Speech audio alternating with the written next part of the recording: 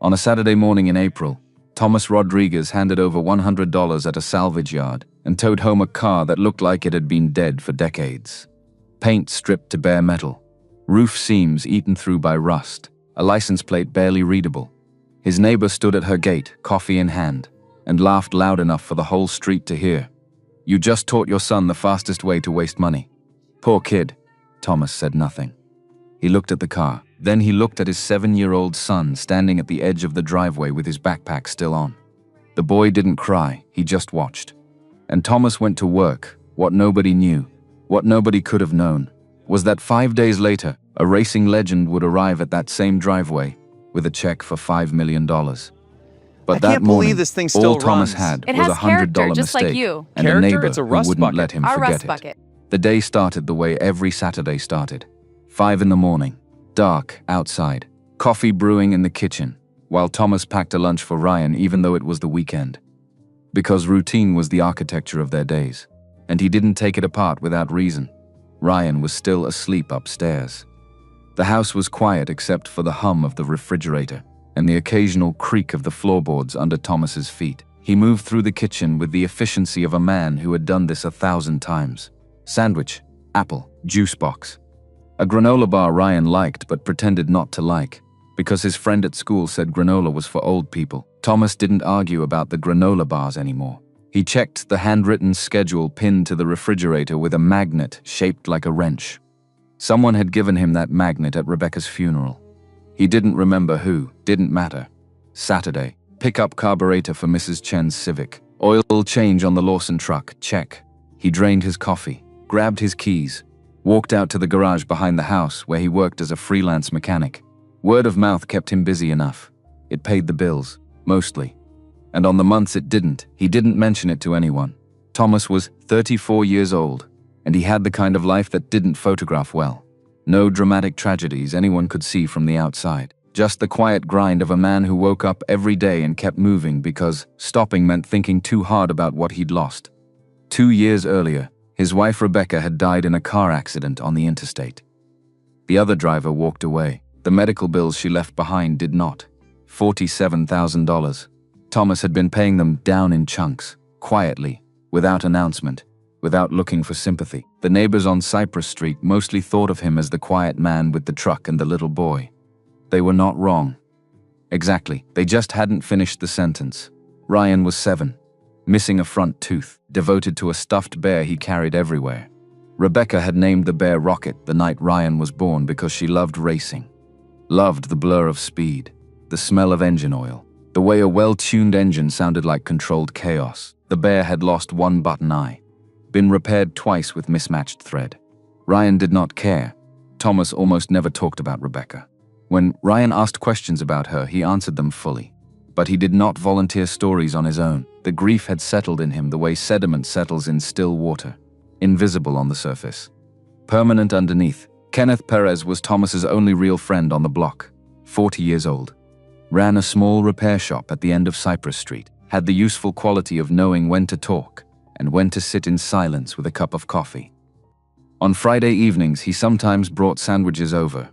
The two of them would eat in the garage, while Ryan did his homework at the workbench. Kenneth was the only adult in Ryan's life, the boy called by his first name instead of sir or uncle. Thomas climbed into his truck at 6:15 and drove across town to Voss Auto Salvage. Larry Torres had operated the place for over 30 years on the eastern edge of town. Lot surrounded by chain-link fence, faint smell of transmission fluid, rows of cars in various states of decay stacked like metal corpses waiting for resurrection or the crusher. Larry was 60. Practical to the point of bluntness. Priced his inventory by intuition rather than research. Thomas found him in the office. A small shed with a space heater and a desk covered in paperwork that looked like it hadn't been filed since the Reagan administration. "Got that carburetor for the Civic?"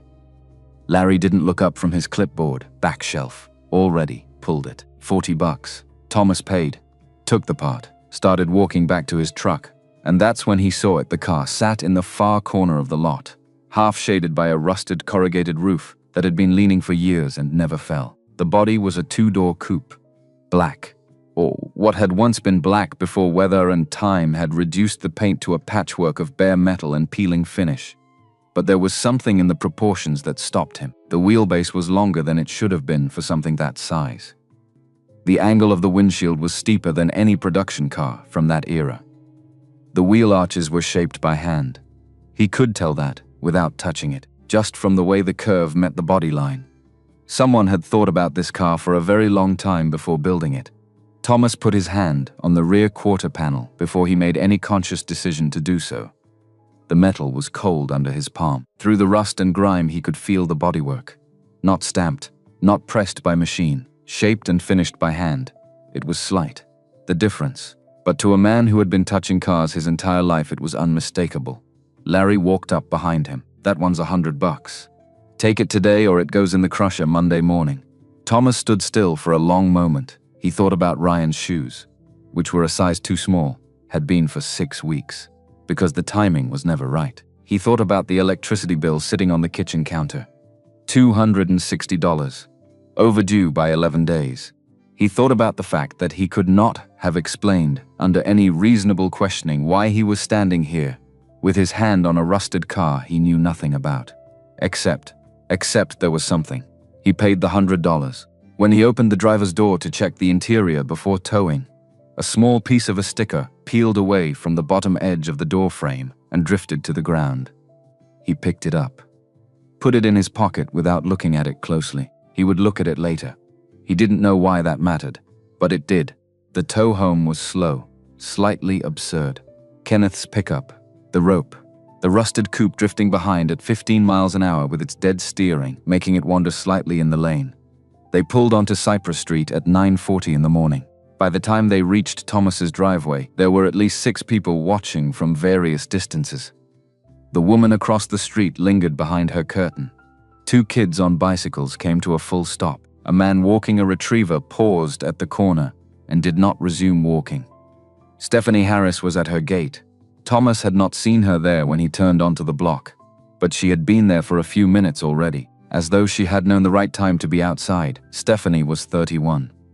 Worked as a real estate broker. Lived in a house with a black front door and a white Audi parked at a precise angle. Window boxes filled with flowers that never seemed to wilt. She operated by a set of standards she had never consciously written down but enforced with absolute consistency. She was not a cruel person. She simply had no habit of pausing before she spoke. She and Thomas had exchanged perhaps 40 words in 18 months. She had once suggested with a smile that technically qualified as friendly that he might consider finding a neighborhood that's a better fit. He had looked at her for a moment, then gone back inside. She interpreted this as rudeness. He interpreted it as the only reasonable response. Thomas heard her clearly. "You just taught your son the fastest way to waste money." Loud enough.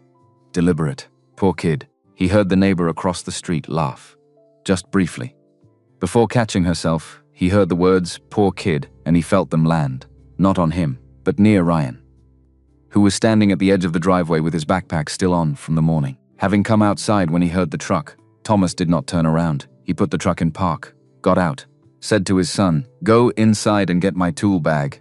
Ryan looked at Stephanie once, not with anger, with something more careful than that. Then he looked at the car, the same way his father had looked at it in the salvage yard, with his head slightly tilted, as though he was listening for something.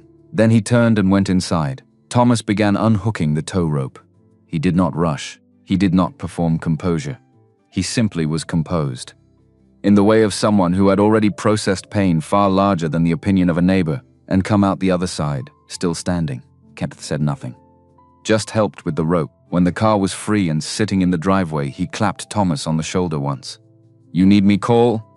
Thomas nodded. Kenneth left. The street emptied slowly. People drifted back to their Saturday routines. Stephanie went inside. The kids on bikes rode away. The man with the retriever resumed walking, and Thomas stood alone in his driveway, looking at a $100 car that everyone else saw as junk. That night, after Ryan was asleep, Thomas went to work. He set up 2 work lights in the garage, put on the small radio he kept on the shelf between the wrenches and the socket sets, began cleaning the car methodically, the way he did everything, from the bottom up, from the back forward. Slowly enough to see what he was dealing with, he used a solvent cloth on the floor of the driver's footwell. The grime came away in sheets underneath. stenciled into the bare metal of the floor pan, a chassis number. He looked at it for a long time. It was not a standard format. Did not match any VIN structure he had ever seen. The prefix was a 7-character string beginning with the letters RAC, followed by 2 digits.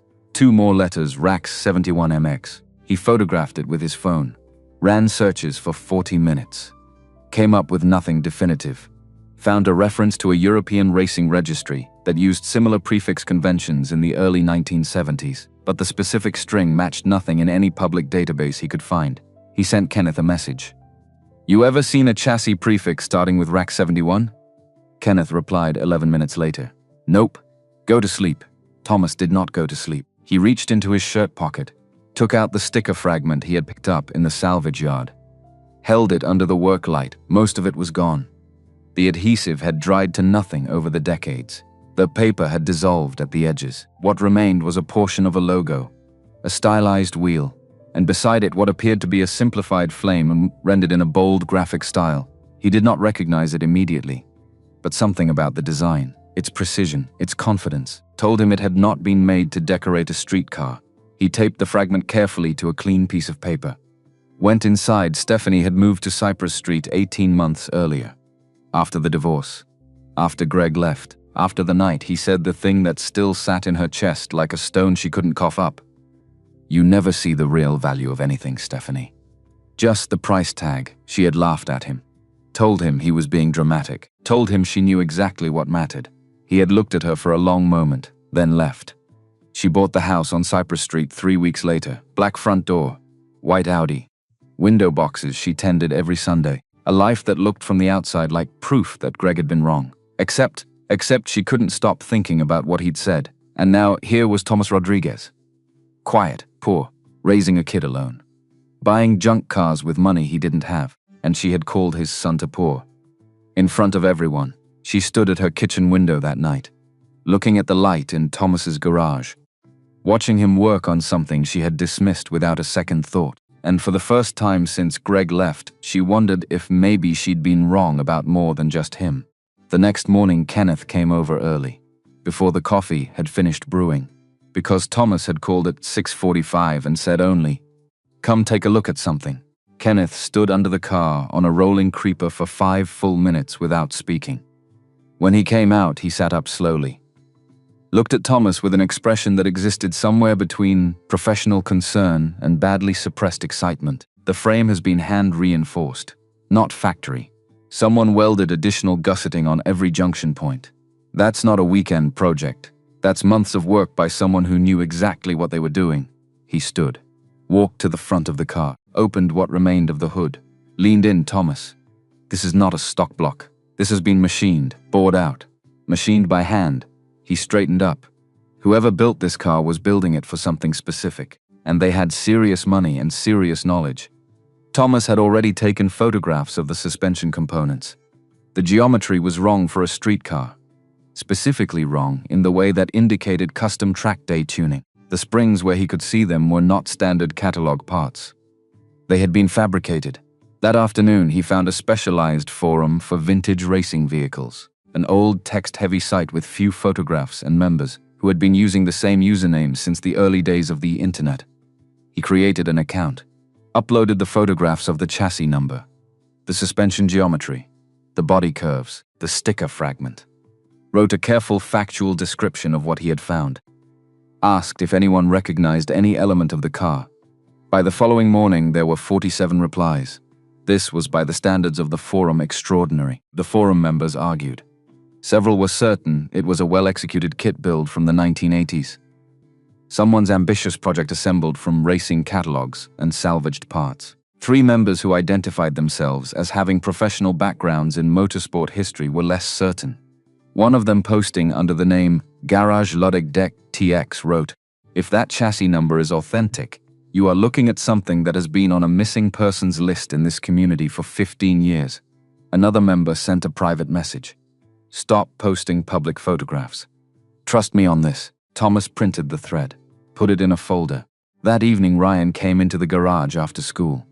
Sat on an overturned plastic bucket, which was his customary seat for the times he watched his father work. He had Rocket the bear in his lap. He watched his father polish the rear panel for a while, then said, "Does the car have a name yet?" Thomas thought about it. "Not yet. You want to pick one?" Ryan looked at the car seriously. Looked at it the way Thomas had looked at it in the salvage yard, with his head tilted, as though the answer was in the shape of it rather than in any word. After a moment, he said, "Rocket." Thomas set down the polishing cloth. He was very still for a moment. He said, "That's a good name," and went back to work. But his hands were shaking, just slightly, because Rebecca had named that bear Rocket the night Ryan was born. And now Ryan had given the same name to a car he knew nothing about. A car his mother had never seen, or had she? Thomas went inside after Ryan was asleep, found the box on the top shelf of the closet. The one he hadn't opened in 2 years. The one with Rebecca's things. He pulled out her sketchbook, opened it. And there on page after page was the same drawing, done over and over in slightly different versions. A long, low coupe with a steep windshield and rear wheel arches that looked carved rather than stamped. A car she had never seen. A car she had imagined. A car that looked exactly like the one sitting in his garage. Thomas closed the sketchbook, put his head in his hands, and understood that sometimes the universe bends in ways you can't explain. On the 4th day, Thomas was working on the B-pillar on the passenger side when he noticed the paint was thicker there than elsewhere. He used fine grit paper to carefully cut through the black, found underneath a layer of white blue, a very specific shade, slightly metallic, unlike anything in current production. He knew the color, distantly, the way you know a song from a decade you didn't live through. He had seen it in photographs. He worked more carefully now, treating the surface the way an archaeologist treats a dig site, removing material in thin passes, examining what he found. And then on the inner face of the pillar, hidden from view when the door was closed, he found it. A stamped mark, pressed directly into the metal. Not a sticker, not a plate. A physical impression hammered into the steel itself. A number, and beside the number a stylized signature rendered in 3 connected letters. He photographed it, searched for 3 hours. At 2 in the morning, he found a match. In a digitized archive of an automotive trade magazine from 1983. The article was about the dissolution of a racing team that had operated out of the American Southwest during the 1970s and early 80s. The team had been among the most technically innovative in endurance racing during that period. The article mentioned, in passing, that several prototype vehicles developed by the team had been destroyed in a warehouse fire in the autumn of 1983. Among those vehicles, according to a brief paragraph near the end of the article, was a single development prototype, a testbed for a revolutionary chassis geometry that had never been raced officially, but whose design principles had, according to the article's author, quietly influenced the architecture of competitive endurance vehicles throughout the following decade. The prototype had been presumed destroyed. It had never been seen again. The stamped signature on the B-pillar belonged to a man named Christopher Hernandez. The article identified him as the lead engineer of that racing team. It also identified him in a single sentence, as having died in a testing accident in 1982. 1 year before the fire that was supposed to have taken the car with it. The team had been owned and operated by a man named Dominic Ashford. Thomas sat in the garage until daylight came through the gap under the door. Kenneth had not meant to tell anyone. He told his wife because he could not contain it any longer. 48 hours of knowing something this large, and being asked to say nothing, was more than a reasonable person should bear. His wife told the woman 2 houses down, because it seemed wrong to carry it alone. The woman 2 houses down told her husband, and also the man who walked the retriever at the corner. By Monday afternoon, Cypress Street had achieved the particular state of suppressed collective awareness, in which everyone knows the same thing, and no one is saying it directly. 2 neighbors appeared at Thomas's garage door with implausible pretexts. One wanted to borrow a tire gauge. One was checking whether he had seen a lost cat. Both of them looked past him at the car for as long as they could before he said, "Thank you," and moved to close the door. He covered the car with a blue tarpaulin after the second visit. Stephanie heard the story in a version that had been translated through 4 people, which meant it had acquired some rounding of the corners, but preserved the essential shape. The version she heard said that the car Thomas had brought home for $100 might be worth millions. She laughed when she heard it. She said it sounded like something from a television program. Then she went inside and opened her laptop. She searched Dominic Ashford. She read for 20 minutes. She found photographs of a man in his late 50s, lean, white-haired, standing in front of a collection of vehicles at an auction house, and beside that a profile piece in a financial publication that put his net worth at somewhere north of $1 billion, built from a combination of racing winnings, early investments in automotive technology companies, and a collection of historic vehicles whose value had appreciated considerably over 40 years. There was a note at the bottom of the profile, barely a footnote, that mentioned he had been quietly searching for over a decade for a prototype vehicle from his early career that was believed lost in a fire. Stephanie closed the laptop, stood at her kitchen window, looking at the blue tarpaulin in Thomas's driveway for a long time. She knocked on his door that afternoon, holding a measuring cup, explaining that she needed to borrow a kitchen appliance. Thomas opened the door, listened, said, "I don't have one." He closed the door, not rudely, simply with the finality of a man who had already decided how much energy to spend on this particular exchange. She stood on the step for a moment, then walked back to her own house. That afternoon, a man Thomas had never seen before pulled up in a silver SUV. Expensive, clean. Out of place on Cypress Street, the man got out, walked to the garage, smiled. "Thomas Rodriguez?" Thomas wiped his hands on a rag. "Yeah, my name is Jeffrey Lewis. I'm a vintage automobile dealer out of San Diego." Thomas said nothing. Jeffrey kept smiling. "I heard through the grapevine you've got something interesting in your garage. Mind if I take a look?" "Not for sale. You haven't heard my offer yet. Don't need to." Jeffrey's smile thinned. "Just slightly. $15,000. Cash. Today. No paperwork, no questions." Thomas set the rag down. "Not for sale. 20,000. No." Jeffrey stepped closer, lowered his voice, like they were conspirators now, partners in something. "Look, I don't know what you think you have here, but if there's any dispute over provenance, you could lose the car and the money. I'm offering you a clean exit." Thomas looked at him for a long moment. "Good night, Mr. Lewis." He turned, walked back into the garage, started working on the car again. Jeffrey stood there, jaw tight. Then he got back in his SUV, drove away. Thomas didn't watch him leave, but Stephanie did, from her window across the street. She saw the whole thing, saw the man in the expensive car, saw him leave empty-handed, saw Thomas go back to work like nothing had happened. She thought about Greg again, about the way he used to look at her when she talked about closing a deal, about the way his face would go blank, like he was watching someone he didn't recognize anymore. She thought about the measuring cup, the kitchen appliance, the lie she'd told at Thomas's door. She thought about the fact that she had no idea what Thomas saw when he looked at that car. But whatever it wasn't the same thing she saw. And maybe that was the problem. Maybe it always had been. On the evening of the fourth day, an email arrived in the inbox connected to Thomas's forum account. The sender's name was Nicole Torres. Her title listed in the signature line was Executive Assistant, Office of Dominic Ashford. The message was short. It said that her employer had become aware of the forum discussion and the photographs that had been shared there. It said that if Mr. Rodriguez was in possession of the vehicle he had described, Mr. Ashford would very much like to meet with him in person. It said that a meeting could be arranged within 24 hours at Mr. Rodriguez's convenience. It asked him to confirm. Thomas read the email 3 times, sitting at the kitchen table, hands flat on the surface. Then he stood, went back to the garage, sat down on Ryan's overturned bucket, called Kenneth. "Are you awake? It's 9:30. I got a message from Dominic Ashford's office." There was a pause. "Say that again." Slowly, Thomas repeated it. Another pause. Longer. "What do you want to do?" "I don't know yet." Thomas looked at the blue tarpaulin. "I wanted to tell someone first." "You told the right person." Kenneth's voice was steady, calm. "Now tell Nicole Torres you'll see them tomorrow." Thomas hung up, sat in the quiet garage for a while. Radio off, work lights off, just the faint glow from the streetlight outside filtering through the gap under the door.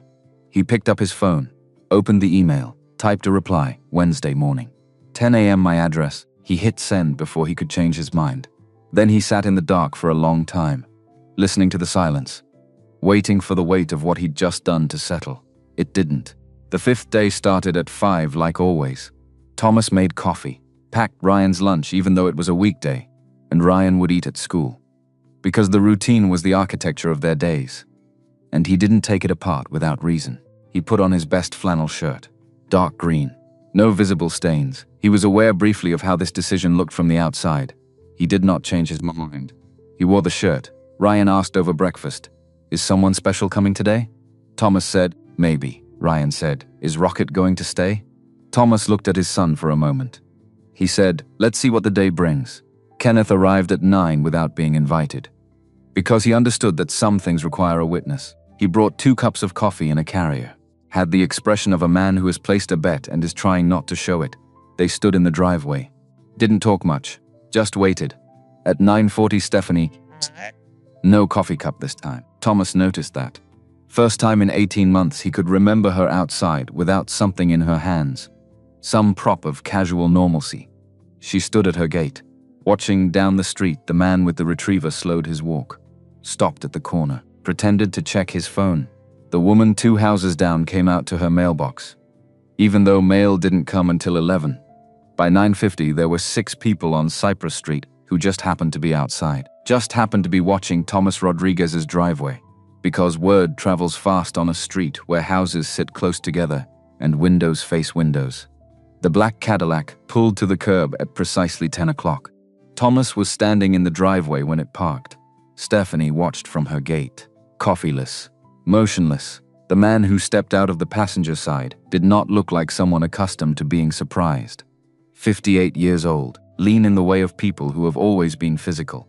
White hair cut close, hands that showed decades of work. Dominic Ashford. He moved without ceremony, climbed out, walked directly toward the garage with the purpose of someone who already knows where they need to be. He stopped when he saw the car. The tarpaulin was off. Thomas had pulled it back at 9:30. Let the morning light hit the rusted metal, the bare patches, the peeling paint. A woman came in behind Dominic.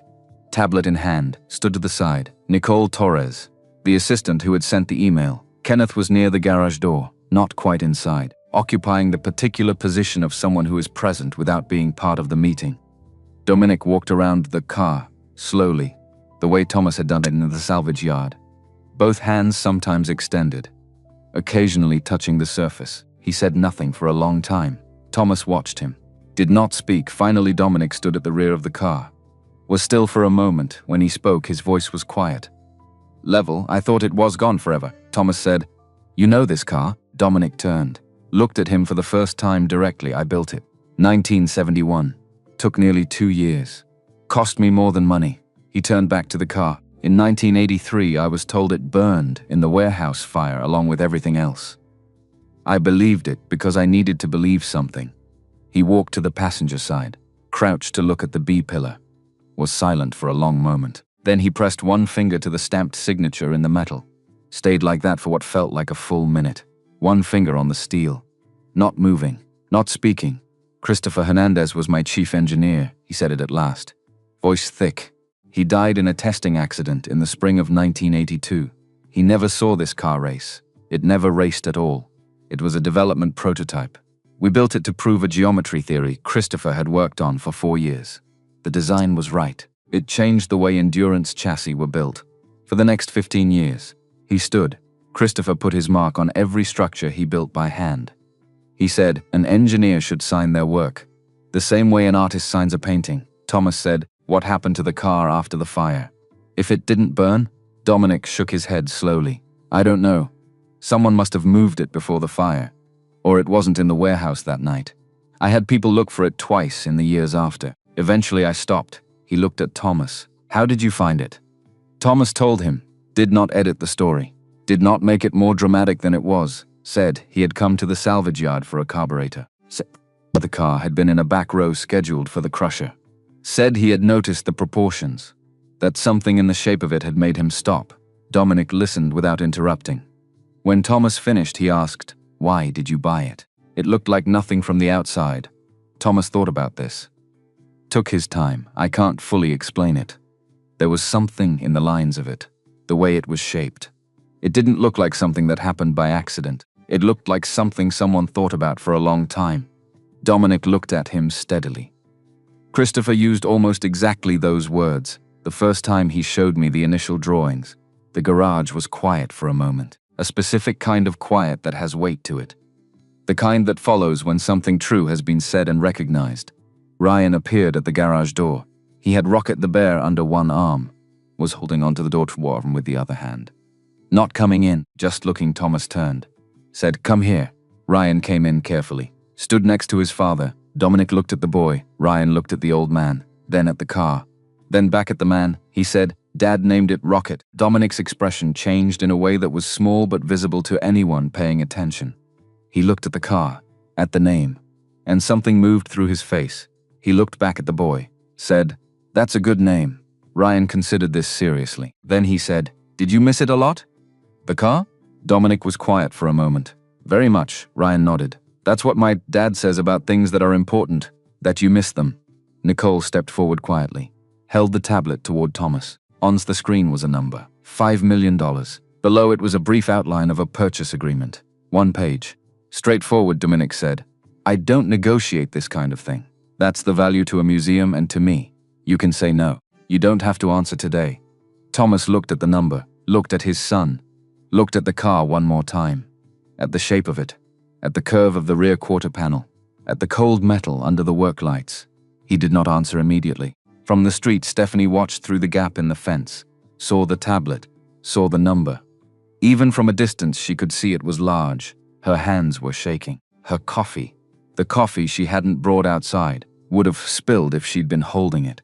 She thought about Greg, about the way he'd looked at her the night he left, about the price tag, about value. She thought about Thomas standing in his driveway 5 days ago, with a rusted car and a neighbor laughing at him. And now a billionaire was offering him millions, and she had called his son poor. She turned away from the fence, went inside, sat on the floor of her kitchen with her back against the cabinet. And for the first time in 18 months, she understood what Greg had been trying to tell her. Thomas did not answer Dominic Ashford that Wednesday morning, did not say yes, did not say no, just looked at the number on the screen and said he needed time to think, which was the truth, but not the whole truth. The whole truth was that $5 million felt like standing at the edge of something he couldn't see the bottom of, and stepping forward meant leaving behind the last 2 years of his life, the rhythm of it, the predictability, the small controlled world he had built for Ryan after Rebecca died. Dominic had nodded, said he understood, left his number, said to call when Thomas was ready. Then he and Nicole got back in the Cadillac, drove away. The street emptied slowly after that, neighbors drifting back inside, pretending they hadn't been watching, pretending they didn't know what had just happened. But they knew, everyone knew. That evening, after Ryan was asleep, Thomas went to work in the garage, not on the car, just sat on Ryan's overturned bucket, staring at it under the blue tarpaulin. He thought about Rebecca's sketchbook, the drawings she'd done over and over, the car she'd imagined without ever seeing. He thought about the name Ryan had chosen, the same name Rebecca had given the bear 7 years ago. He thought about Christopher Hernandez, a man he'd never met, a man who died before seeing his work validated, a man whose signature was stamped into steel like a promise that some things matter beyond their creator's lifetime. And he thought about what it meant to let go, not just of the car, but of the idea that holding on to things was the same as honoring them. His phone buzzed. Text from Kenneth, "You okay?" Stared at the message, typed back, "Yeah, just thinking. Want company? Not yet, but thanks." He set the phone down, pulled Rebecca's sketchbook from the shelf, where he'd hidden it behind a box of socket wrenches, opened it to the page with the coupe drawing, and underneath it in her handwriting, the word she'd written years before his son would say it, Rocket. Thomas ran his finger over the letters, heard her voice the way he sometimes did in the quiet moments. "It's okay to be scared, but you can't let scared make all the choices." He closed the sketchbook, made his decision. The next morning, Larry Torres called Thomas, almost didn't answer. Saw the name on the screen, hesitated, then picked up. "Larry, you got a minute?" "Yeah." Larry's voice was gruff, the way it always was, but there was something underneath it now, something that sounded like caution. "Had a guy come by the yard yesterday, asking about that car you bought." Thomas's grip tightened on the phone. "What kind of guy?" "The kind who doesn't take no for an answer. Offered me $5,000 if I could tell him where the car came from. Who owned it before? How long it was here? What did you tell him?" "Told him I don't keep records going back 40 years. Told him the car came out of a storage unit liquidation, and I didn't know anything beyond that. Is that true?" "Mostly. I got a manifest somewhere. But I didn't feel like digging it up for him." Thomas exhaled. "Thanks, Larry. Don't thank me yet. This guy's going to keep looking. And if he finds something you don't want him to find, You need to know about it sooner rather than later. What are you saying? I'm saying whatever you got in your garage is making people nervous. And nervous people do stupid things. Watch your back. Larry hung up. Thomas stood in the kitchen, phone still in his hand, staring at nothing. Ryan was upstairs getting ready for school. The coffee was still brewing. The electricity bill was still on the counter, still unpaid. And now there was a man asking questions at the salvage yard. He walked to the window, looked out at the garage. The blue tarpaulin was back over the car. He'd covered it again last night, out of habit, out of the creeping sense that too many people were paying attention now. He thought about what Larry said. Nervous people do stupid things. He thought about Jeffrey Lewis, the dealer from San Diego, the way he'd smiled, the way the smile had thinned when Thomas said no. He thought about the forum, the private message. Stop posting public photographs. Trust me on this. And he thought about Dominic Ashford, standing in the garage, one finger on the stamped signature of a dead engineer. Voice thick with something Thomas couldn't quite name. I thought it was gone forever. Thomas poured his coffee, drank it black, made Ryan's lunch, drove him to school, came back, opened the garage, pulled the tarpaulin off the car, and called Dominic Ashford. Nicole Torres answered. Professional, efficient, Mr. Rodriguez. How can I help you? I want to talk to Dominic, in person. Today, if possible. There was a pause, the sound of keys clicking. He has an opening at 2 this afternoon. Can you come to his office? Thomas thought about it, about leaving the car alone, about the man asking questions at Larry's yard, about nervous people doing stupid things. Can he come here? Another pause. Let me check. She put him on hold. Classical music played. Something slow. Strings. She came back. He'll be there at 2. Thank you, Mr. Rodriguez. Can I ask what this is about? I have a condition. One condition. And then yes, he could hear the smile in her voice. I'll let him know. Thomas hung up, looked at the car, and felt the weight shift, just slightly. At 2 o'clock, the black Cadillac returned. This time there were no neighbors outside. No one pretending to check their mail, just Stephanie. At her window. Watching. She had been there since 1:30. Couldn't help herself. Couldn't stop thinking about the way Thomas had looked at that number on the tablet. The way he hadn't jumped. Hadn't grabbed it. Just looked and thought. And said he needed time. She would have said yes immediately. Would have taken the money. Paid off the house. Bought a new car. Maybe 2. Taken a vacation. Posted about it. But Thomas didn't do any of that. He just stood there, quiet. Thinking. Like $5 million was a question that required an answer, instead of a gift that required gratitude. And she couldn't stop wondering what that said about him, or what it said about her. Dominic got out of the car. Alone this time. Nicole stayed in the driver's seat. Engine running. Thomas met him at the garage. They shook hands. Dominic looked at the car. Still under the tarpaulin. You've made a decision. I have. But I need you to agree to something first. I'm listening. Thomas took a breath. The car gets displayed publicly. Not in a private collection. It goes somewhere people can see it. Dominic nodded slowly. I can do that. And on the information placard, there's a line that says it was restored and identified by someone who could see the value when others only saw the rust. You don't have to use my name. But Christopher Hernandez's name gets on there clearly, and the engineering gets explained in a way that a regular person can understand what he built. Dominic's expression softened. Christopher would have liked at that. There's one more thing. Tell me. Thomas hesitated. Then, my son named this car, and I want his name on the placard too. I want people to know that a 7-year-old boy looked at this and saw something worth naming. Because I think that matters. Dominic was quiet for a long moment.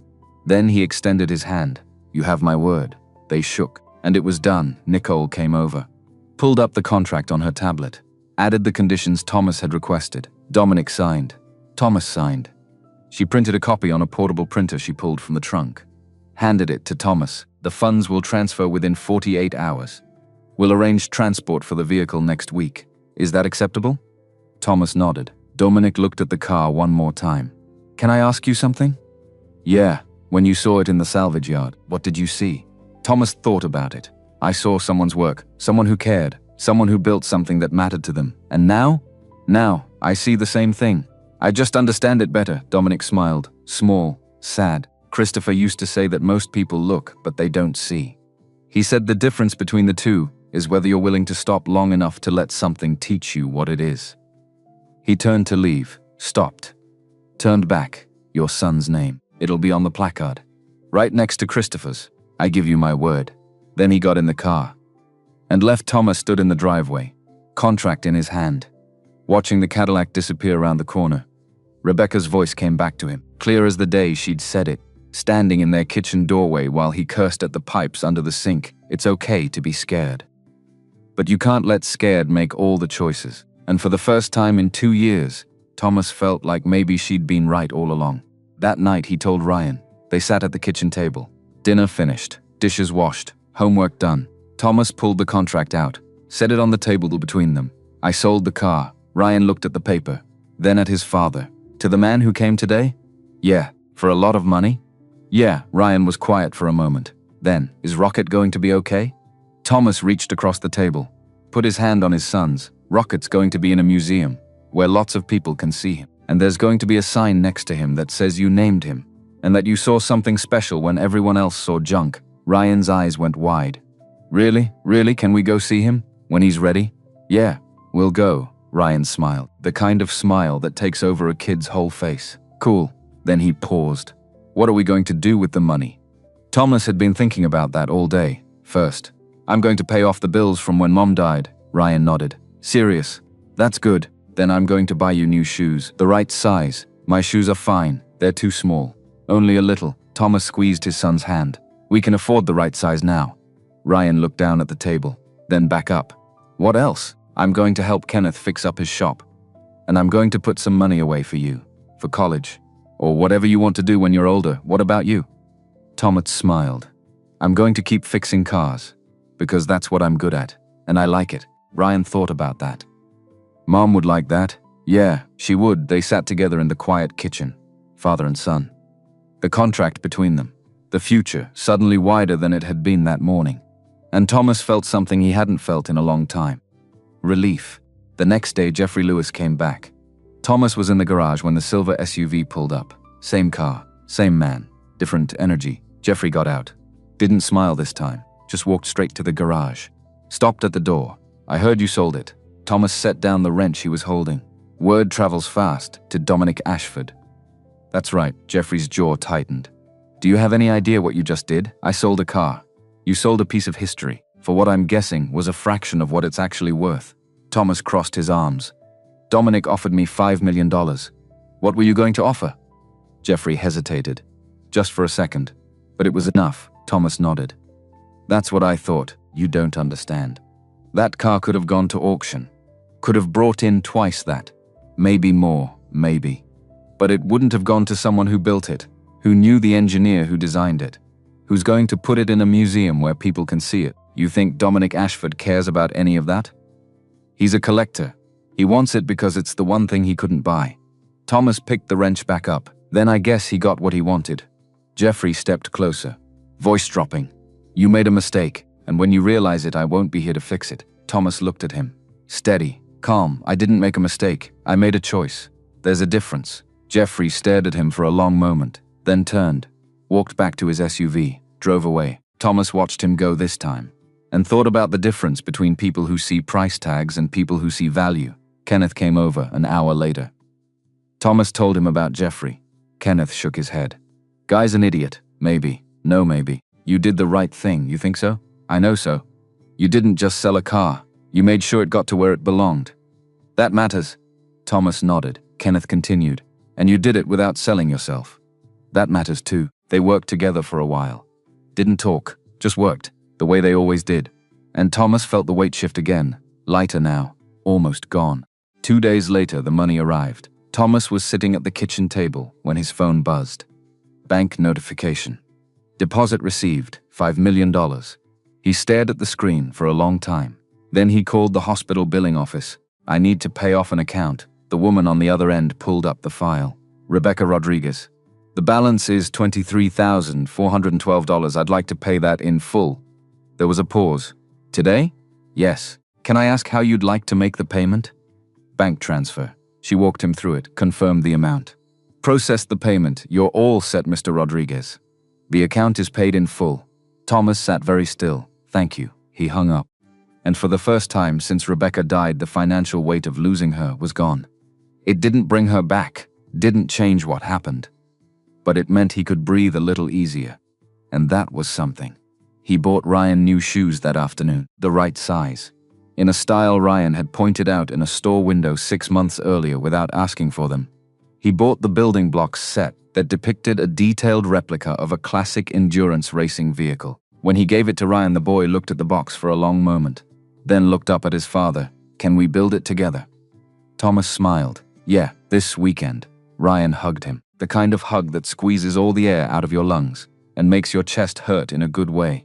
And Thomas held his son, thinking about Rebecca, about the sketchbook, about the way she used to draw the same car over and over, about the way Ryan had named it without knowing any of this, about the universe bending and folding and bringing things back around. The next day he called Kenneth. "I want to invest in your shop." Kenneth was quiet for a moment. "You don't have to do that, I know." "I want it, Thomas. How much do you need to expand?" "Add a second lift. Hire an apprentice. Do it right." Kenneth sighed. "Probably 60, maybe 70,000. I'll give you 100. No paperwork, no interest, just between us. I can't accept that." "You can, and you will, because you've been there for me and Ryan since Rebecca died. And this is me being there for you." Kenneth was quiet for a long time. Then, Okay, thank you. Don't thank me. Just build something good." Thomas hung up, looked around the kitchen, looked at the refrigerator, the handwritten schedule, the magnet shaped like a wrench, looked at his life, and realized it was changing, slowly, but changing. The rest of the money he put into a fund at Ryan's school, named it for Rebecca, structured it simply. Assistance for children whose families were carrying the kind of weight that doesn't show in a school photograph. He did not attend a ceremony when it was established. Sent a letter, signed his name, declined the invitation to speak, because this wasn't about him. It was about making sure other kids didn't have to wear shoes that were too small, didn't have to watch their parents worry about bills, didn't have to carry the invisible weight of loss while trying to be 7 years old. The school sent him an email 2 weeks later, subject line, "Rebecca Rodriguez Memorial Fund. First distribution." He opened it. The message was short, formal, but underneath the professional language he could feel the gratitude. The fund had provided assistance to 12 families. Kids who needed shoes, coats, school supplies, a laptop for a teenager whose father had been laid off, glasses for a girl who'd been squinting at the board for 6 months because her mother couldn't afford the eye exam. Small things, necessary things, things that made the difference between struggling and drowning. Thomas read through the list. Didn't recognize any of the names. Didn't need to, because this wasn't about knowing them. It was about making sure they didn't have to carry alone what he'd carried alone for too long. He closed the email, sat back in his chair, and felt the last piece of weight lift, not gone completely. Never gone completely, but lighter, manageable. The kind of weight you could live with. On Cypress Street, Stephanie Harris put a "for rent" sign in her yard. The official reason, according to what she told the neighbors she still spoke to, was that a new office location made the commute inconvenient. This was true, as far as it went, but it didn't go very far. The real reason was that she couldn't look at Thomas Rodriguez anymore without feeling the weight of what she'd said. The weight of the words she'd thrown at him in front of his son. The weight of her own judgment coming back to sit in her chest like a stone. Poor kid. She'd said it loud enough for everyone to hear, and now everyone knew that Thomas had been right. Knew that the $100 car had been worth $5 million. Knew that she had been wrong, and she couldn't carry that anymore. Not on this street, not where every morning she woke up and saw his driveway and remembered. She didn't tell anyone she was leaving until the sign went up. Didn't say goodbye, just packed, listed the house. Left, and Thomas never said a word about it. Not to Kenneth, not to Ryan, not to anyone. Because the particular justice that real life occasionally delivers is not loud or dramatic. It is simply the weight of a moment you cannot undo sitting with you on quiet evenings, in the exact shape of the words you chose to say, out loud in front of people who were listening. 3 weeks after the money arrived, Nicole Torres called. "Mr. Rodriguez, Dominic would like to invite you and Ryan to the opening of the new exhibition at the Transport Museum." Thomas felt his chest tighten. When? Thursday evening, 6 o'clock. It's a gallery dedicated to the engineering history of American endurance racing. The centerpiece is the car, fully restored. He restored it to what it looked like in 1971. In the white-blue paint that Christopher Hernandez chose, Thomas closed his eyes. "We'll be there. Wonderful. I'll send the details." She paused. Mr. Rodriguez. Dominic wanted me to tell you something. What's that? He said you gave him back something he thought he'd lost, and he wanted you to know that he understands what that means. Thomas didn't know what to say. Thank you. He hung up, sat in the quiet kitchen, and thought about the moment he put his hand on the rear quarter panel of that car in Larry's salvage yard. Thought about the way the metal felt under his palm. Thought about how sometimes you touch something and you just know, even when you don't know why. Thursday evening, Thomas drove them to the museum. Ryan wore his new shoes, carried Rocket the bear in the crook of his arm. The museum was downtown, large, modern, glass and steel. People in nice clothes milling around the entrance. Thomas felt out of place immediately. But Ryan didn't notice, just looked around, wide-eyed, taking it all in. They walked inside. Dominic was already there, standing near the entrance to the new gallery. When he saw them, he walked over, shook Thomas's hand, then crouched down to be level with Ryan. You must be Ryan. Ryan nodded. I'm Dominic. I knew the man who built Rocket. Ryan's eyes got even wider. Really? Really? His name was Christopher Hernandez, and he would have been very proud to know that you named the car. Ryan looked down at the bear in his arms, then back up at Dominic. I named it after my bear. My mom gave him to me. Dominic's expression softened. That's a good reason to name something. He stood, gestured toward the gallery. Come on, I'll show you. They walked through the entrance, and there it was. The car was in the center of the gallery, under carefully calibrated lighting, suspended slightly on a low platform, the full length of it visible from every angle. It was extraordinary. It looked like what it was. A thing imagined before its time, hidden for 40 years. Returned to the light. The restoration was flawless. The white-blue paint gleamed, the lines of the body sharp, clean, perfect. Thomas stopped, just stopped and stared, because this was the car Rebecca had drawn, over and over, in her sketchbook. The car she had imagined, the car she had loved without ever seeing. And now here it was, real, complete wall. Ryan tugged on his hand. Dad, look. Thomas followed his son's gaze to the wall beside the car. The information placard was mounted there, large, clear. Thomas walked closer. Read it slowly. The text described the car's history, the geometry, the years of work, the influence that had traveled forward through time without anyone knowing its source. Christopher Hernandez's name was prominent. The engineering was explained in plain language that told the story honestly. And near the bottom was a sentence about the car's recovery. That it had been found in a salvage yard by a man who recognized something in its proportions that others had missed. Below that, in smaller text, was a second line. The car was named Rocket by a 7-year-old boy named Ryan Rodriguez, who said it was the right name. And it was. Thomas felt his throat tighten. Ryan stood in front of the placard, reading his own name. Then he looked up at his father. Is that me? Thomas nodded.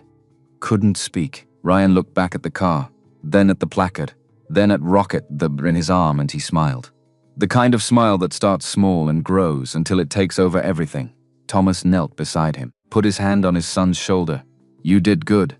Ryan hugged him, and they stood together in front of the car that Rebecca had drawn, that Christopher Hernandez had built, that Thomas had found, that Ryan had named, the car that had been lost and was now found.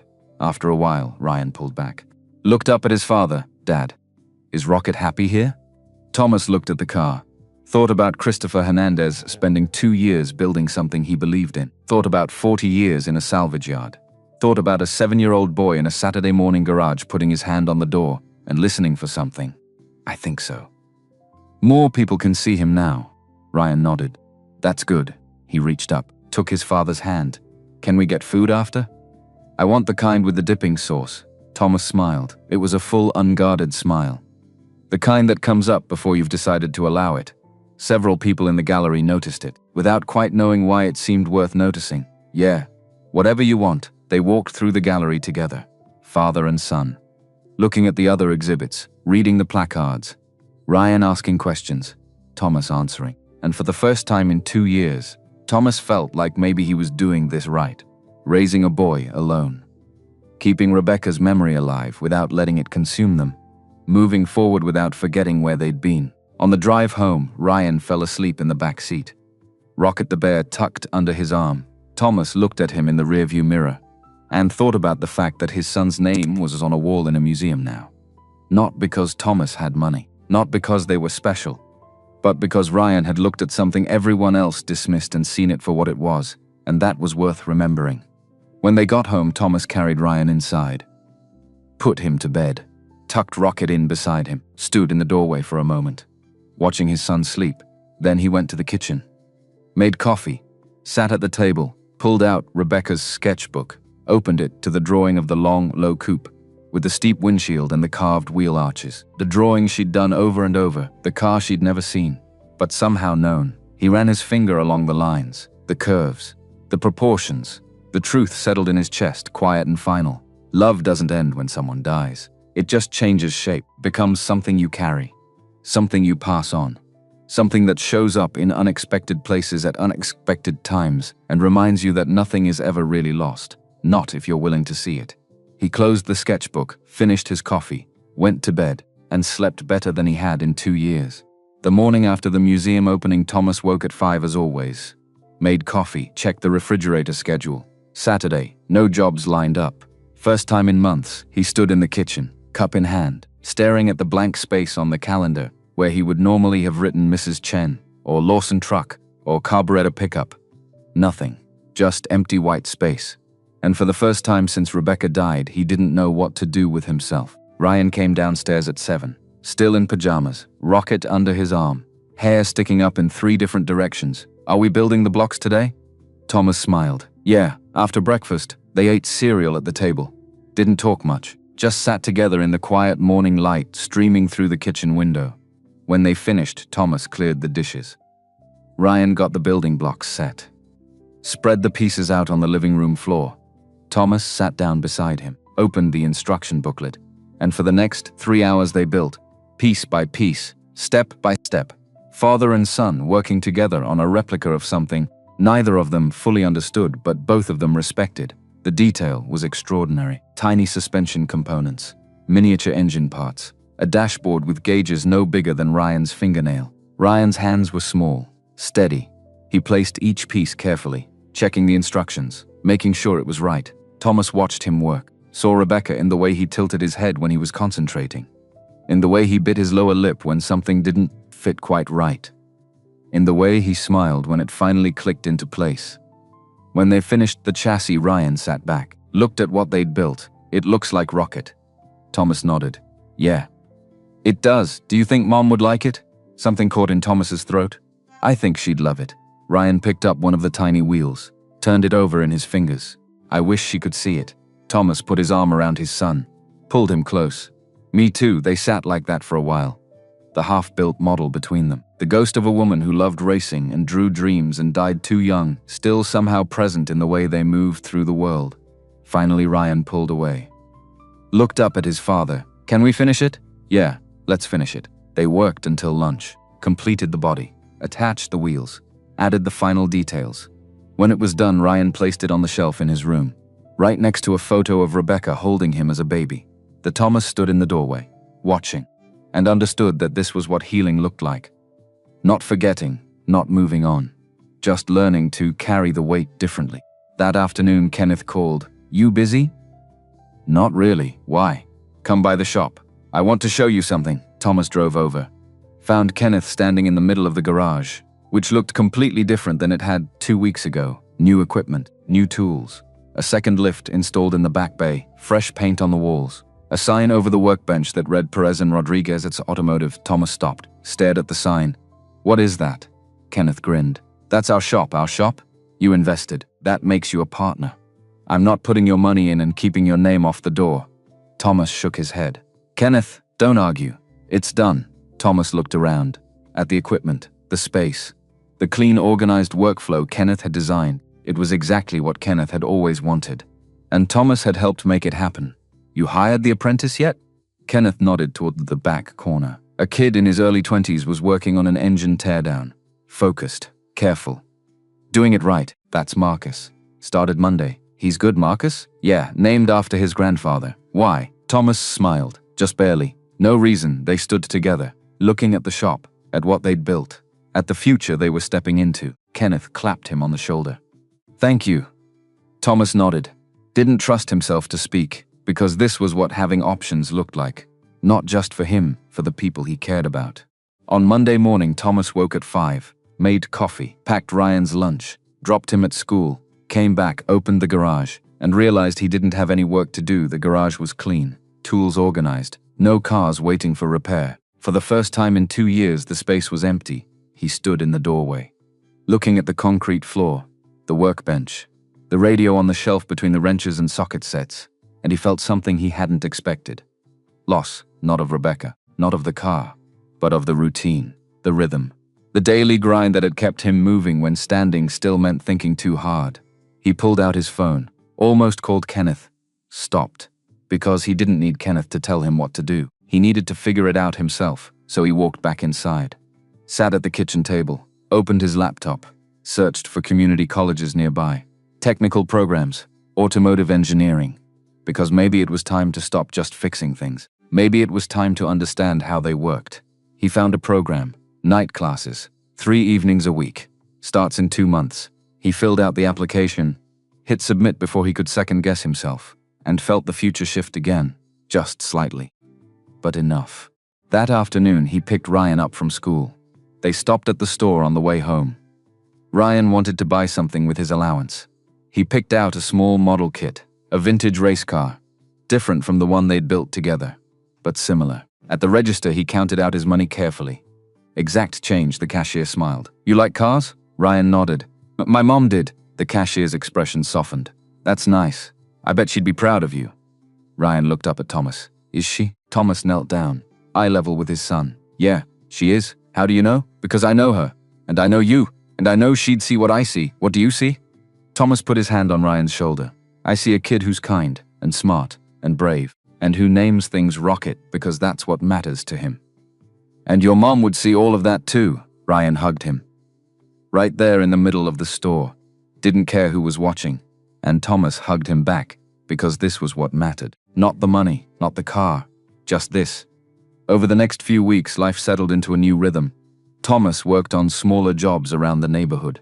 Fixed a lawnmower for the couple 3 houses down. Helped an elderly man replace the alternator in his truck. Charged half what he used to. Because he could. Kenneth called him twice to help with complicated repairs at the shop. Thomas went. Worked alongside Marcus the apprentice. Showed him tricks he'd learned over the years. Marcus listened. Took notes. Asked good questions. Reminded Thomas of himself 20 years ago. And Thomas realized he liked teaching. Liked watching someone learn. Liked the moment when understanding clicked into place and you could see it in their eyes. He started thinking about the night classes differently. Not just as something for himself, but as something he could use to help others. Ryan built the model car he'd bought at the store. Did it alone this time.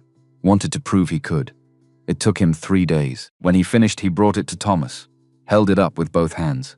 Grinning, "I did it." Thomas examined it carefully, turned it over, checked the details. "You did. That's good work," Ryan beamed. Then he carried it upstairs, placed it on the shelf next to the other model. Next to the photo of Rebecca and Thomas watched from the hallway, thinking about the way kids heal, the way they take broken pieces and build something new, the way they teach you without meaning to. One evening, Thomas got a call from an unknown number. He almost didn't answer, but something made him pick up. "Hello? Mr. Rodriguez. This is Nicole Torres." From Dominic Ashford's office, Thomas felt his chest tighten. "Is everything okay?" "Everything's fine. Dominic asked me to reach out. He has something he'd like to discuss with you. In person if possible." "What's it about?" "He didn't say. Just asked if you'd be willing to meet him at the museum. Tomorrow evening. 7 o'clock. Thomas hesitated. "Is this about the car?" "I honestly don't know. He was very insistent that he speak with you directly." Thomas thought about it. "Okay. I'll be there, thank you. I'll let him know." She hung up. Thomas stood in the kitchen, phone still in his hand, and wondered what Dominic Ashford could possibly want now. The next evening he drove to the museum, alone. Left Ryan with Kenneth and his wife. The museum was closed to the public, but the door was unlocked. A security guard nodded him through. Dominic was waiting in the gallery, standing in front of the car, hands in his pockets, staring at it the way Thomas had stared at it in the salvage yard, like he was trying to understand something that lived beneath the surface. Thomas walked up beside him. Didn't say anything, just stood there. After a moment, Dominic spoke. "I come here sometimes, late, when no one else is around, just to look at it. Why? Because it reminds me of what's possible, when you care enough, when you put in the work, when you don't give up even when everything tells you to." He turned to face Thomas. "Christopher and I built this car because we believed we could change the way people thought about endurance racing. And we did. Not because of money. Not because of fame. But because we refused to accept that it couldn't be done." Thomas nodded slowly. Dominic continued. "You reminded me of that. When you bought this car for $100. When you saw what no one else saw. When you made sure it went somewhere that mattered instead of just selling it to the highest bidder. I didn't do it to remind you of anything, I know. That's what makes it matter." Dominic pulled an envelope from his jacket. Handed it to Thomas. "What's this?" "Open it." Thomas did. Inside was a check.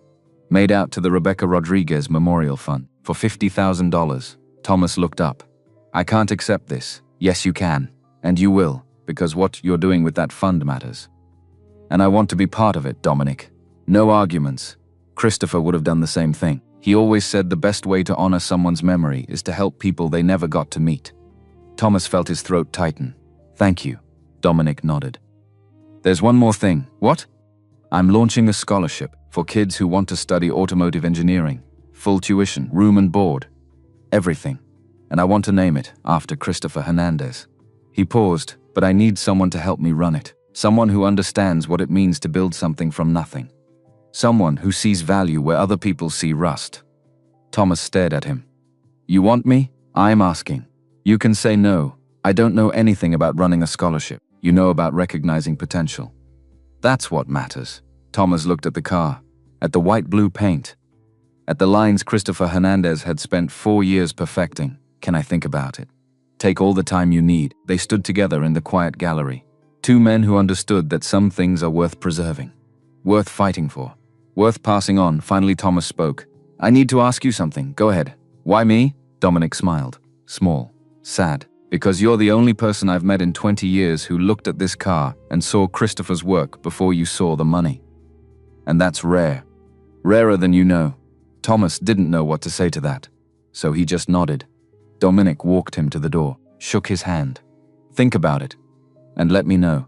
Thomas drove home through the dark streets, the check in his pocket, the offer in his head, and for the first time since Rebecca died, he felt like maybe the universe wasn't just taking things away. Maybe it was giving things back.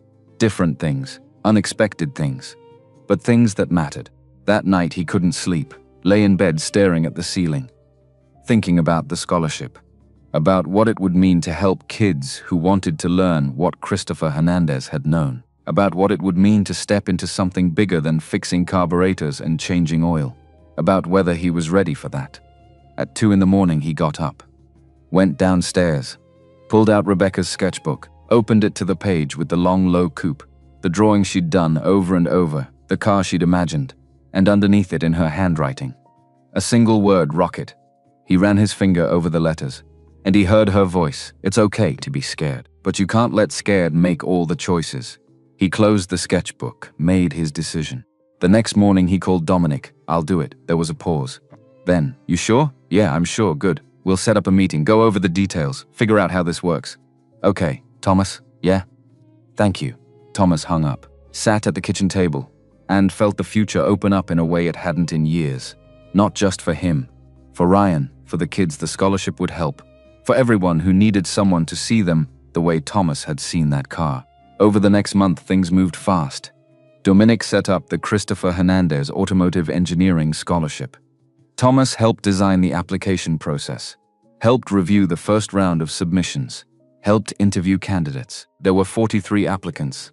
They chose 5, 4 boys, 1 girl, all from families that couldn't afford tuition, all with potential that had been overlooked, all hungry to learn. Thomas met with each of them, told them about Christopher Hernandez, about the car, about what it meant to see value where others saw nothing, and he watched their faces light up. The way Ryan's face had lit up when he finished building the model, the way Marcus's face lit up when he figured out a repair, the way people look when they realize someone believes in them. At night, Thomas started taking the community college classes he'd signed up for. 3 evenings a week. Automotive engineering fundamentals. He was the oldest student in the class by 15 years, didn't care. Just took notes, asked questions, learned and discovered that understanding why something worked was almost as satisfying as fixing it. Ryan started 2nd grade, made a new friend, a kid named Alex whose dad worked construction. They built models together after school, talked about cars, talked about their moms, because Alex's mom had left when he was 4, and Ryan's mom had died when he was 5. And somehow that made them understand each other in a way other kids didn't. Thomas met Alex's dad at pickup one day. They talked for a while, realized they had more in common than they thought. Single fathers, doing their best, making it work. They started having the boys over for playdates, alternating houses, sharing the load, and Thomas realized he didn't have to do this alone, had never had to do it alone. But sometimes it takes a while to see that. One Saturday afternoon, Thomas and Ryan drove out to the salvage yard. Larry Torres was in his office. Looked up when they walked in. Well, look who it is. The man who bought a $5 million car for $100. Thomas smiled. Just wanted to stop by. Say thanks. Larry waved him off. For what? I was going to crush it. For selling it to me anyway. Larry shrugged. You had the cash. I had the car. That's how business works. Thomas pulled an envelope from his pocket, set it on the desk. Larry looked at it. What's this? Open it. Larry did. Inside was a check. For $10,000. He looked up. What the hell is this for? For not crushing it. For giving me a fair price. For not asking questions when that dealer came around. Larry pushed the check back across the desk. I can't take this. You can, and you will. Because you did me a favor even if you didn't mean to. And I don't forget that. Larry stared at him for a long moment. Then he picked up the check, folded it carefully, put it in his shirt pocket. You're a good man, Thomas Rodriguez. Thomas shook his hand. So are you, Larry Torres? They walked back through the yard. Ryan ran ahead, looking at the rows of cars, the stacks of parts, the organized chaos of salvage. Thomas watched him. Saw the way he tilted his head when something caught his attention. The same way he'd tilted his head when he looked at Rocket. And Thomas wondered if maybe someday Ryan would find something here too. Something everyone else had overlooked. Something worth saving. On the drive home, Ryan asked a question Thomas had been waiting for. Dad, why did Mom die? Thomas didn't flinch, didn't avoid. Just answered honestly, because someone else was driving too fast. And they hit her car, and she got hurt too badly to survive. Ryan was quiet for a moment. Was it her fault? No. Was it your fault? No. Then whose fault was it? Thomas gripped the steering wheel. The person who was driving too fast. Did they go to jail? No. Why not? Because sometimes life isn't fair. Sometimes bad things happen and no one gets punished. And you have to figure out how to live with that. Ryan looked out the window, watching the world go by. Then, do you still miss her? Thomas felt his throat close. Every day, me too, they drove the rest of the way in silence. But it wasn't an empty silence. It was the kind of silence that holds weight, that carries meaning, that says more than words could. And when they got home, Ryan hugged him. Tight. The way he had the night Thomas told him about selling the car, and Thomas held his son. Thinking about how some questions don't have good answers. How some losses don't make sense. How some days you just have to keep moving, because stopping means sinking. But also thinking about how sometimes the universe bends. How sometimes things come back around. How sometimes a $100 car becomes a $5 million gift, becomes a scholarship that changes lives, becomes a father teaching his son. That value isn't about price tags.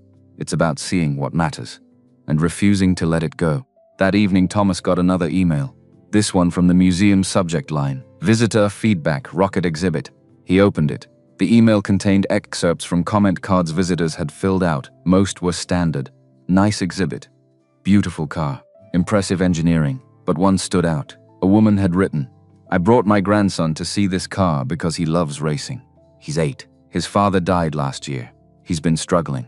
But when he saw the placard, when he read that a 7-year-old boy named the car, he smiled for the first time in months.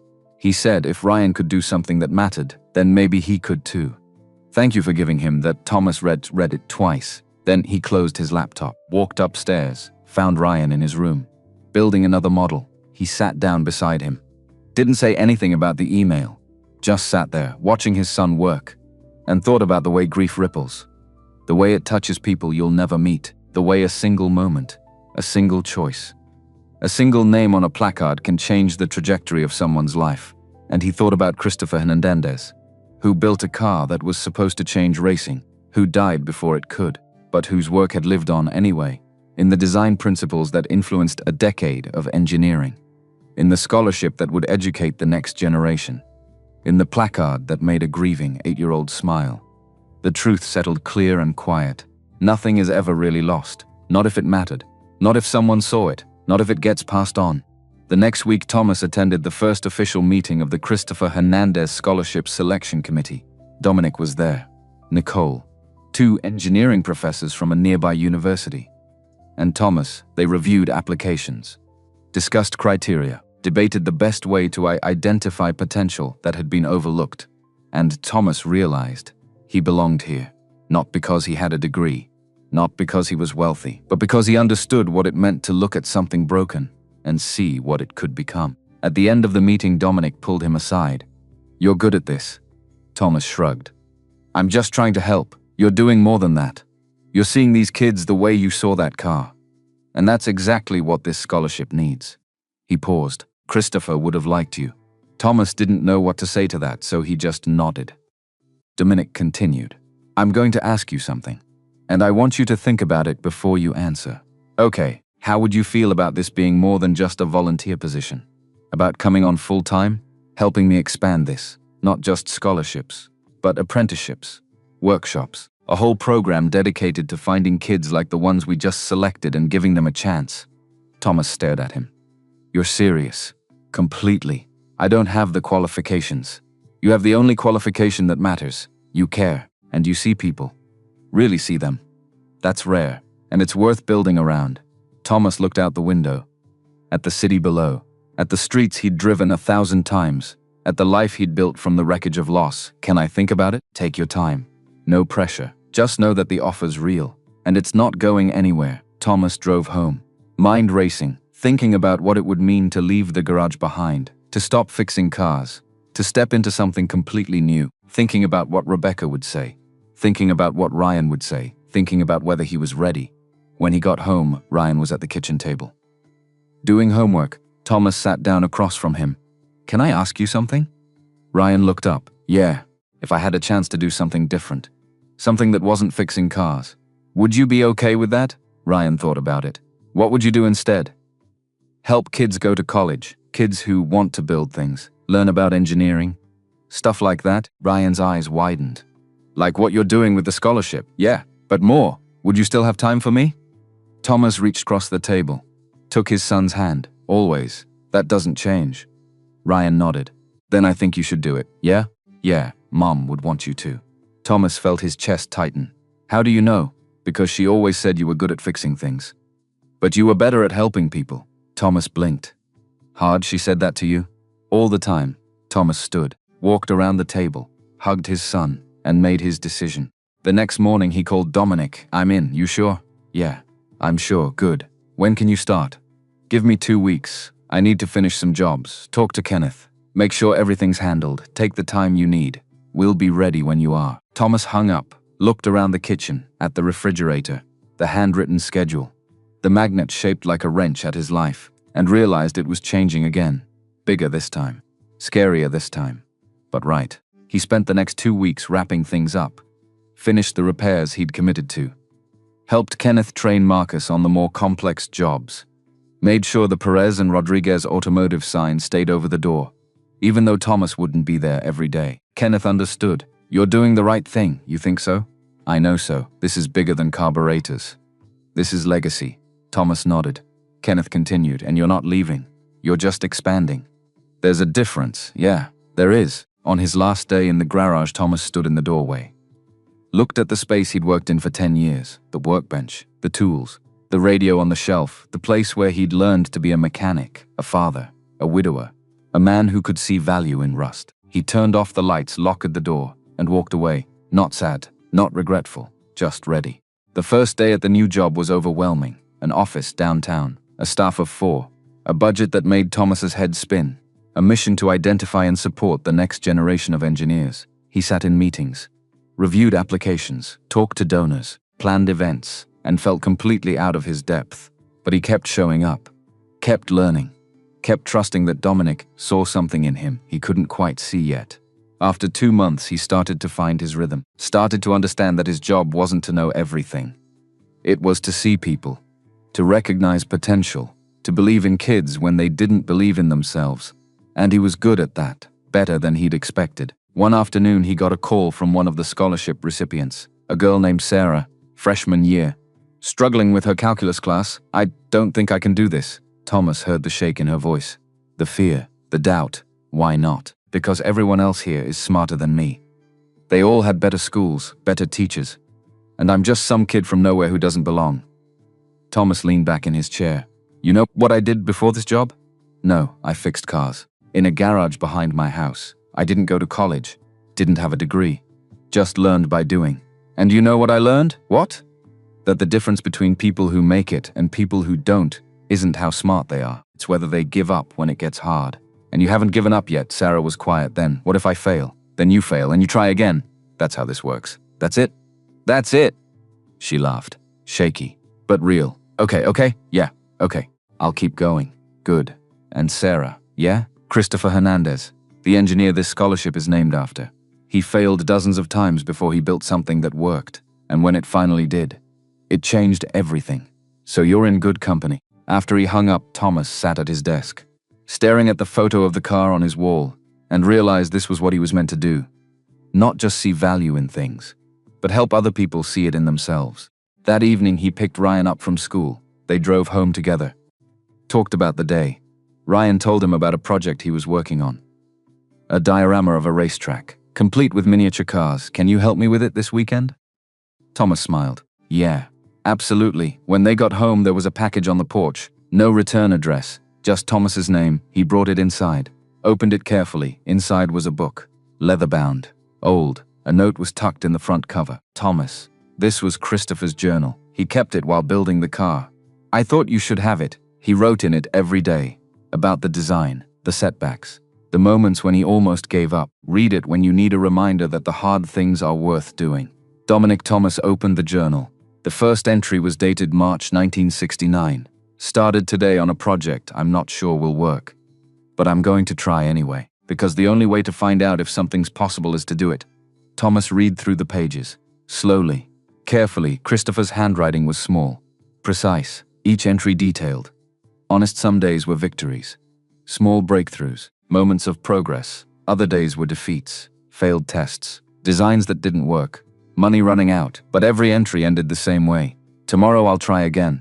Thomas reached the last entry. Dated April 1982, the car is finished. It's everything I hoped it would be. And I know it's going to change things. Not because I'm special, but because I refuse to stop. And that's the only real advantage anyone ever has. Thomas closed the journal, set it on the table, and thought about the man who wrote those words. The man who died before seeing his work validated. The man whose name was now on a scholarship, a placard, a legacy that would outlive him by decades. The pattern revealed itself clearly. The work is the point, not the recognition, not the reward, just the work and the refusal to stop. That night he sat with Ryan, helped him build the diorama. They worked until bedtime, didn't finish, but made progress. And when Thomas tucked Ryan in, when he kissed his son's forehead and turned off the light, he stood in the doorway for a moment, looking at the models on the shelf, the photo of Rebecca, the boy asleep with Rocket the bear tucked under his arm, and he thought about the $100 car, about the $5 million, about the scholarship, the fund, the museum, the placard, about Christopher Hernandez, Dominic Ashford, Kenneth, Larry, Ryan, about Rebecca, about the way everything connects if you pay attention, about the way value isn't found, it's recognized. And sometimes that makes all the difference. He went downstairs, opened Christopher's journal one more time. The last entry stared back at him.